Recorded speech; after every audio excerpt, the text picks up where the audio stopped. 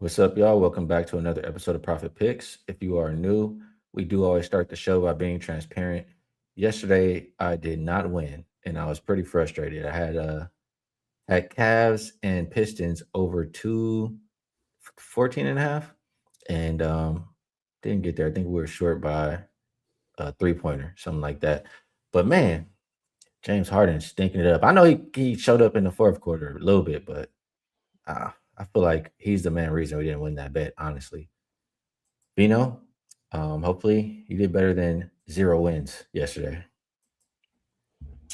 No, I can honestly say yesterday was the first day collectively, Ski. We did not do well. I had the same bet. I had Detroit and Cleveland over the total 215.5. We talked it through yesterday. I thought it made a lot of sense until I saw the final score and it didn't. But and watching it through, just tough. It looked like in the first quarter, 58 at the end of one, and then they seem to be on pace, but didn't get there. So we'll see what happens in game two. So we didn't get home with that late. I had OKC team total 114.5, 108. So I had no in two yesterday. Brings me to 25 and 16, up 18 units. Still doing really well, but it is, I think I would say it's the first day that the two of us did not produce a profit. Generally, one of us will be winning, even if the other has an off day. The other one will cover. But yesterday was rough with that Cleveland Detroit. I got to say. Yeah, that one did not make me happy. I definitely enjoyed a few extra beverages after that game was over. I'll tell you that. All right, we have two more games to talk about here today. Oh my God, Casey, come on, man, storm me out, Casey. He says no more tropical shirt ski. We back to dusty tees. Come on, Casey, give me a break. Oh man, all right. Let's get to the games. I love the chat. First game up is 76ers and Knicks. And we've seen movement. Opener was 7 and 214. We now see 10 and a half, 214 and a half. Still, right around the opener for the total, but Embiid goes from probable to out. I don't see anybody on the injury report for the Knicks. I just did a breakdown on this game on WagerTalk today. This is a good reason why you should also come over here because things change. I went on there talking about, for one, I don't see how the 76ers are going to be able to defend just because, it's either put Embiid in the pick and roll and attack that drop coverage or, play through Towns. And we see how that's been going for the Knicks offense lately. Now, you take Embiid out. I mean, obviously, you're down a big man, but you do put another big man in who is a lot better defensively at this stage in Embiid's career. I feel like because he can actually move. He can actually he can actually move. That's all it boils down to. Embiid is just health wise, health has just been deteriorating. So it makes me think that it would be a little bit harder for the Knicks to score. But still, the offense has just been clicking. When I went on there, I said Knicks team total or Knicks. Do you think that the Sixers have a better chance without Embiid on the court, or how are you viewing this game? You know, eh, we see it all the time, right? And we've even seen it in the playoffs where the shorthanded team rises up. But I think if I'm Mike Brown, head coach of the Knicks, all you really have to do is point right back to the Boston series. Philly was shorthanded for 3 games in that series and kept their head above water until Embiid could come back. Really, he didn't perform until games five, six, and seven. And if you're Mike Brown, you got to tell your team, go out there and take advantage of this because we don't know when or if he's coming back. But with that in mind, let's go get it. I think it wrecked a couple of things for me, Ski, and I didn't play, and I thank God I didn't go ahead and bet early on this game. But I would have probably bet on total over once again, and I was considering Philadelphia team total because I didn't think they would shoot as bad in the second game with a little bit of rest. They scored 98 the first time. They would have had to score 105. I think the number was no, it was 103 and a half. So they would have had to get to 104. my thought process was even if they lose, they'll probably get to 104. Game probably gets over again. Now, like you're saying, with Drummond and Bona, it's kind of a different deal in the middle. Better defensively, but nowhere near the problem offensively for the Knicks here. So does Philly, can Maxi score enough here? Can Edgecombe come up big? Can Paul George come up big? I'm just not sure. I think the constant here has been the Knick offense, like you mentioned. They've been really, really good. I'm just looking for the adjusted team total here on the Knicks real quick. It looks like it's, 114, 113. You need to get to 114. Some 112 and a halfs out there, actually, guys. So 113. The way the Knicks have been scoring, Ski, it doesn't seem that unapproachable, especially, I would say, now that we say this a lot, but when Embiid's not in, Philly moves at a faster pace. Probably Mhm. means more possessions. You get a little extra here. The way the Knicks have been shooting, it's just hard to deny them. So maybe, in fact, it's still a good overplay, full game. Maybe, in fact, it's still just as good a Knicks team total over, but it sways my thinking a little bit. But that's still the directions I'm leaning in. All right. You know, I do agree that Sixers should at least play faster. At the very least, they should play faster. Um, I just, I mean, I do think Maxi. I do trust Maxi. Paul George has been pretty consistent, especially shooting a three. It's just, I don't know, something makes me feel uneasy.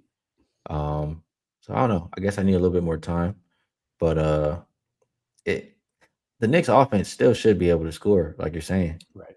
It's just, I mean, I guess if I think about if we can trust Maxi and Edgecombe to push the pace for the majority of the game, then this game hits 215. Regardless of if there's better defense and less offense down low. Because Brunson, I mean, they can just attack Brunson, really.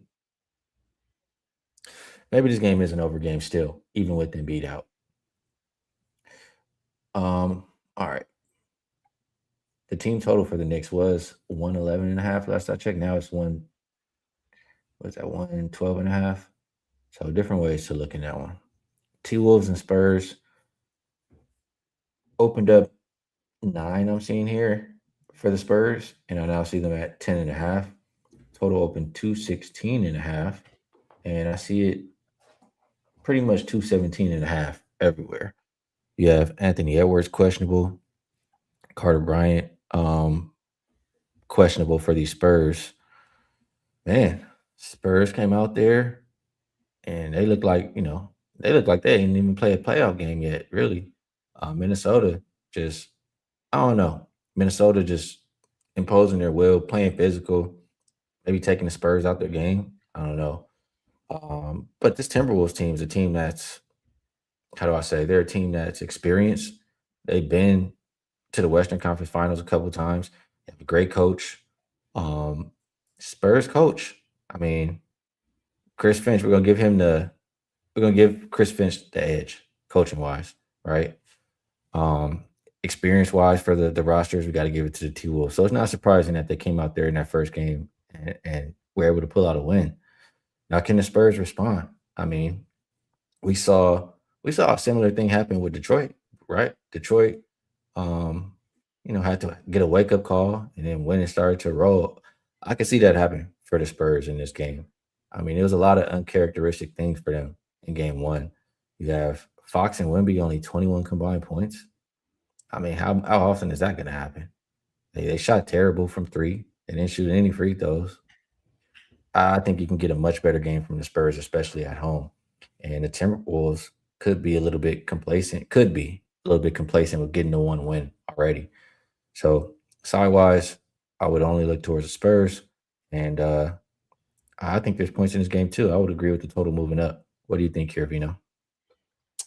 Yeah, again, you said a lot of what I would have said here, Ski. Couple of things because you talked about Chris Finch real quick. Now, his little dig at the officials and the goaltending calls. Wemby didn't have 12 blocks. He probably only had 7, according to Chris Finch. 5 of those were goaltending. We'll see if that makes a difference tonight. You start turning 4 shots into 2 points because of goaltending rather than no points on that. And 8 points, 6, 8 points makes a big difference when you're betting these totals. So we'll see different officiating crew. We'll see if their ears were open to what Chris Finch was saying. It's one of those situations where handicapping 101 in the playoffs, you're really supposed to look at the Spurs first. Dominant team, won by margin all season long, down 0-1 on their home floor. Really don't want to go back 0-2. I do struggle, though, with laying 10.5 with this team against, not so much struggle laying it with them, but fading Minnesota plus 10.5 is a little bit bothersome for me right now because it's a lot like the prior series with Denver, at least game one was, where it looked like they got into a lot of the young guys' heads. Castle fouled out. Dylan Harper wasn't as good. Obviously, De'Aaron Fox, you mentioned, not good offensively, and Wemby shooting a lot of threes. We'll see if they make some adjustments here. They certainly have the personnel and the capability to either cover or, in my case, look at their team total of 113.5 and think, the Spurs to get to 114 hasn't been an issue all season long. Could it start to be an issue now because of the way Minnesota's playing defense? Maybe. But I think if the Spurs do some things differently, you could find that they score their points tonight. I have a real tough time thinking that I should lay points with San Antonio against Minnesota. I could be wrong, but I do think Minnesota defensively has done a little bit to at least make San Antonio react differently. It's either going to be San Antonio team total over for me in maybe a non-cover situation, or full game if Minnesota tries to keep pace. Now, the question mark, like you said earlier, is will Anthony Edwards play? Got 25 pretty solid minutes in the other night. I don't see why he wouldn't play here tonight. You mentioned maybe potential. You always have to keep this in the back of your mind for complacency, but Minnesota's been too close too many times now, so I don't think complacency rises in with them. In fact, I think that's the reason why Edwards will play, because they would love to be up 2-0 in this series. I'll say one last thing. It didn't look until the very end of that game when it got nip and tuck and San Antonio came back from the early fourth quarter deficit. It didn't look like they had a lot of answers for stopping Minnesota on consecutive possessions, at least. Like Minnesota, maybe they don't score one time down the floor, but they were going to come back and score the next time. So, like I say, surmise all of that and to say that probably for me, either the San Antonio team total over or the full game over. There's only really 216.5 left out there that I can see, maybe a couple. So you're probably looking to get to 218 in this game now. Yeah, I would agree. I would agree with that total wise. There was one comment. Gio says, everybody on the Spurs. All I see online X, everybody back in the Spurs tonight. All I'm gonna say is it's been a lot of teams where everybody's on in the playoffs and they cover and win. One that pops in my mind first is Detroit in game 2 of the last series. Everybody was on them and they won easily and covered. This is the playoffs. I mean, I think you kind of got to throw that public whatever shit out the window. That's just my personal opinion. Somebody's been betting NBA playoffs for over a decade. Okay. All right. I think we did a pretty good job, Vino. So we'll wrap it up before we do these. Or here we go. Before we get to best bets, let's throw up a couple promo. And we will start with the best promo we have. Double the NBA Core Vision, 3 days for $59. You'll get every NBA play from 45 and 23, Rob Veno and myself. And we did have a bad day yesterday, but we've pretty much been good every day. We can tally up the numbers. I'm my 16 and 9 after the loss yesterday, and Vino will help me out with the rest of it afterwards. But yeah, I'm gonna put 16 and 9 in here. Skee, I come to 41 good, 25 bad, 41 out of 66. Let me just give the people a percentage on that real quick. Looks like we're hitting 62%, 62.1 for the playoffs combined.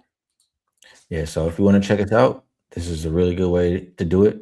See if you want to be there for 3 days. Maybe you want to be longer, but this is a good way to check it out.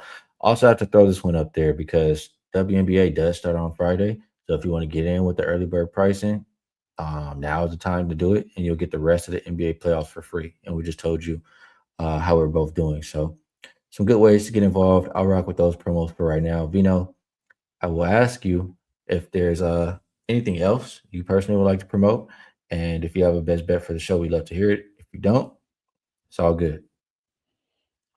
I would say real quick, Ski, that the WNBA numbers, I took a pretty decent look at them last night. I'll go further, but for those that are interested in maybe getting involved with either one or both of us for the WNBA, man, there's some spots there that just look like, I don't know. I got to look deeper, but it looks like some legalized stealing is going to be going on the first weekend of WNBA. So I don't think people have gotten to these numbers yet, or maybe they just haven't done enough work on the league itself. But there's some spots here that look like maybe we can make some money this weekend. So again, package wise, the checkwagertalk.com if you want a combo up for the WNBA as well. I'm sure they will. Tonight, man, I just told everybody that I really didn't bet anything yet. And they're going to be like, did we just waste another 20 minutes and you're not going to give us a free play here, Rob? But can't really do it. I can tell you very quickly. I'll just go really fast in summary directions that I am looking, and something here will be played. The Philadelphia Knicks total, full game total, I think is probably going to be something I look at, as well as Knicks team total. I don't know how the Knicks don't get to 113 tonight. And the second game we just described to you guys, for me, it's going to be either San Antonio's team total over the number or a full game over. So that's where I'll leave you here. I give you pretty good leans, but I just haven't bet it, so I won't call it a best bet. Yeah, and you guys, if you've been watching the show, if you follow me, you know how I am. Not giving you guys anything that I don't bet. And I only have one bet, and it's a 5% play.